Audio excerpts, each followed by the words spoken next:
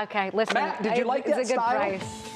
It wasn't very cozy for me. You know, Yeah. I'm looking you like for a something cozier where, feel? you know. I will say it's not really conducive to kids that run around the house eating Kit Kats. But That's 2,100 acres is great for that. So. Right. Kids, go out and play. We'll see you on Friday. That's exactly right. Wow. Go into the north wing of the house, but Yeah. stay out of all the other wings.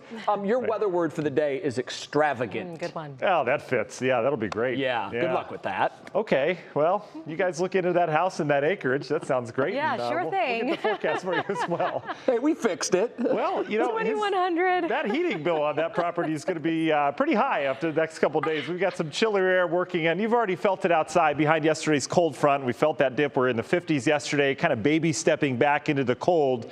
Tomorrow's going to be the core of the cold air over, so then we'll start to kind of baby step back into the warmth again. So we're in the 40s now, brisk west wind. We've got 50s down towards the south. You look at the big picture, though, colder air off towards the north. This is going to be a glancing blow of some of this cooler air across the northern tier of the country. Even chillier down towards the south. They were in the 80s, even some 90s out in the plains. They're back into the 70s. Must be rough, right? Partial clearing tonight. That's key. We're back into the 30s.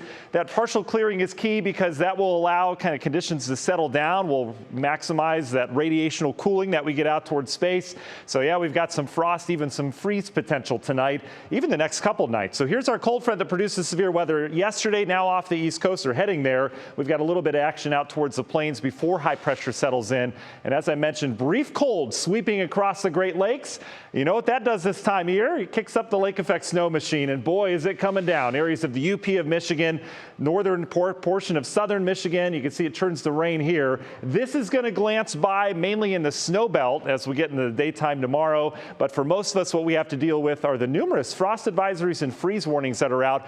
This isn't a big deal, all right? The only reason why this is a big deal because we officially started the growing season yesterday. If we didn't start the growing season yet officially, we wouldn't even have these advisories. It'd just be a cold night. But because officially the growing season has started as of yesterday, you get the frost warnings and the freeze warnings as well. So here's what we're dealing with. Coldest conditions, outlying locations down towards Mansfield, areas of Wayne County. We've got frost possible elsewhere. May see some frost out towards the north and east, but the reason why we're not under an advisory here, because we're going to have lake effect clouds around. That'll keep us a little bit warmer. National Design Mart hour-by-hour forecast. Here we go overnight, clearing down to the south and the east, or south and west. North and east, we deal with clouds, and yes, some lake effect snow is going to develop tonight. It'll be ongoing tomorrow, just some on and off again snow showers out towards the east. Not expecting much in terms of accumulation.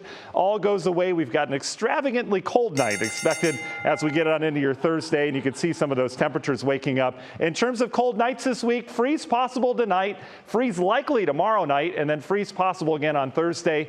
Then we'll start to warm up in terms of dates to know. We're right on par. That average last freeze in Cleveland right around this time. So this is not out of the realm of possibilities this time of year. Union Home Mortgage 7-day forecast. Look at the climb. We're back into the 60s and 70s. Weekend doesn't look bad at this point. We'll talk more about that coming up, Laura.